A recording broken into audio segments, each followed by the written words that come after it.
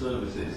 And I think therefore looking at those impacts from the point of view of the products and services and their associated supply chains actually opens up people's understanding of what needs to be done to reduce them in a way that they haven't had before. I mean, Emily mentioned food, and it's not an area where I'm a tremendous specialist, but I think some of the work that we've done in DEFRA, some of the work that Euan's initiated in Carbon Trust, showing quite how much of the UK's carbon emissions are associated in some way or other with the food chain, whether arising in the UK or outside.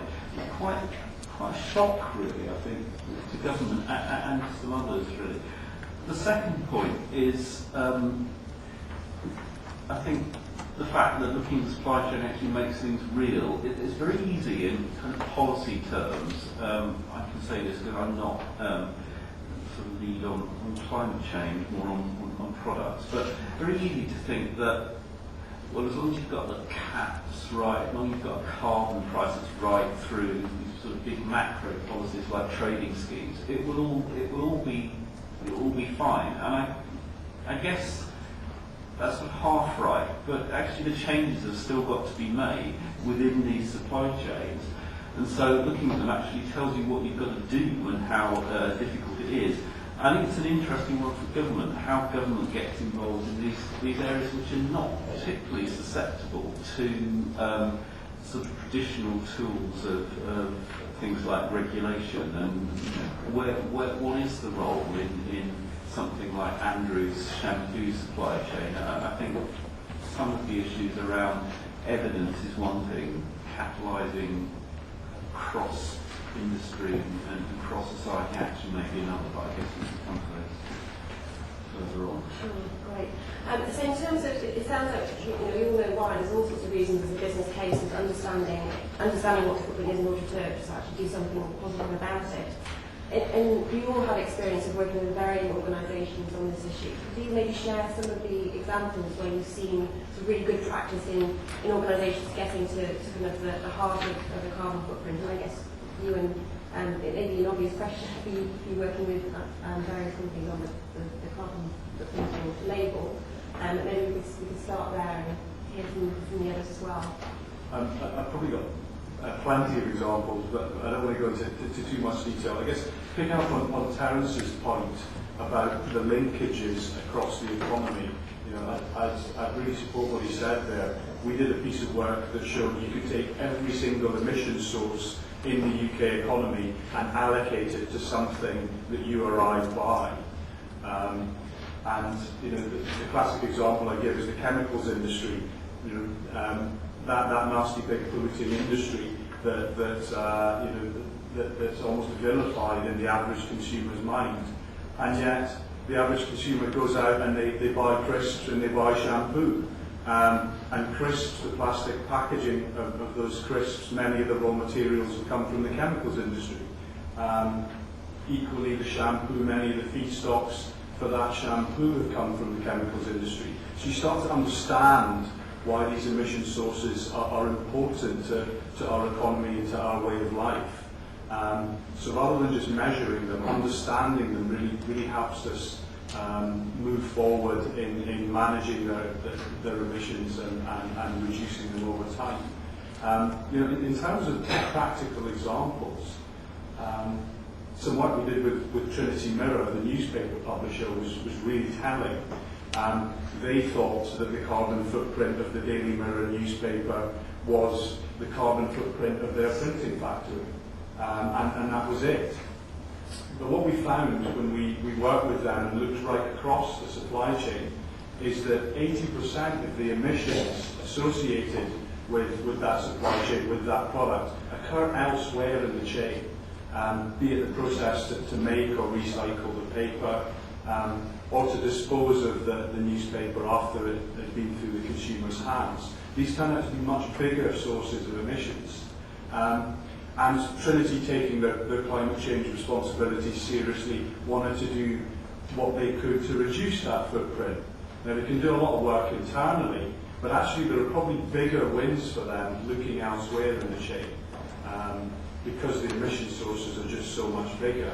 And if we're going to act on climate change, if we're going to find the easiest ways, the cheapest ways, the most cost-effective ways to make savings, it makes sense to look beyond that traditional focus of our own business across the chain. I think I'll probably stop there actually. In terms of best practice, I think that one thing that's really important is not to just treat it as a data collection exercise. There's two dangers of that. One is that if it's just a data collection exercise, then you don't actually use it at the end of it, and it just collects a lot of data that sits there and collects dust.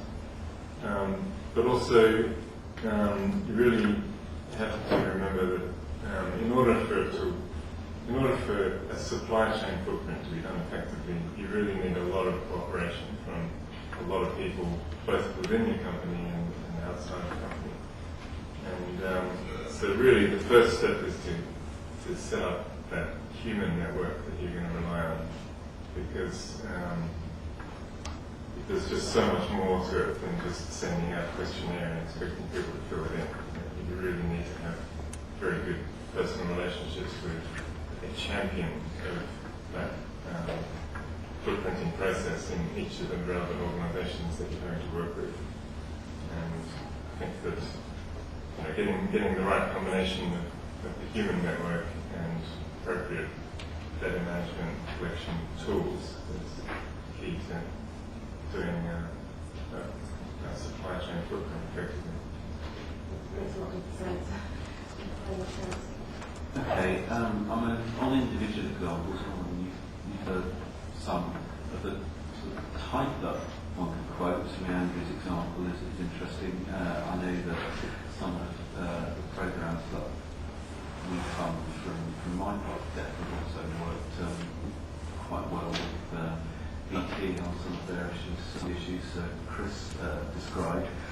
I just want to give sort of two examples which I think are quite positive and are of sort of different stages of work. We've set up a little group chaired by a couple of ministers, Ian Pearson and John Healy from the Treasury, looking at the performance of consumer electronic equipment. And if you have read every word of the Energy White Paper, which I probably haven't, you will see that last week we said we were going to start publishing forward-looking standards, or how we see the market changing, the performance of these things changing over the next 10 years or so, or how we would like them to do so, and sort of challenging manufacturers and retailers to meet those standards. In the area, and we've published one on consumer electronics, and more will be published in the autumn. The consumer electronics story is actually going on a little while. This is very difficult. When we started talking to a group of largely retailers, but with some manufacturer involvement, essentially saying, do you know what is selling? Do you know the energy performance of what's selling? And most of them don't, and we've had to have, we've done a fair bit of work with them, helping them to understand what the energy in use consumption of these products are. And these are not sort of quick and easy processes, which are quite difficult for every minister to sort of thing. We know that some of the retailers now are trying to build some of these improved standards into their performance specifications for future products and services. So that's a good start on something that's reasonably well understood in terms of a single sort of parameter. The other area is an idea that was put forward by a body called the Sustainable Consumption Roundtable a year or so ago. They call it sort of product roadmaps, and I think this is the idea of understanding the evidence of collectively of impacts of products. It's very like Andrew's product journey, but can you do this? Can you do this at sort of industry and other stakeholder-wide level? And it's quite encouraging that in one or two areas where we've attempted to sort of launch that sort of work from a very early basis, saying these are the big impacts. Now, what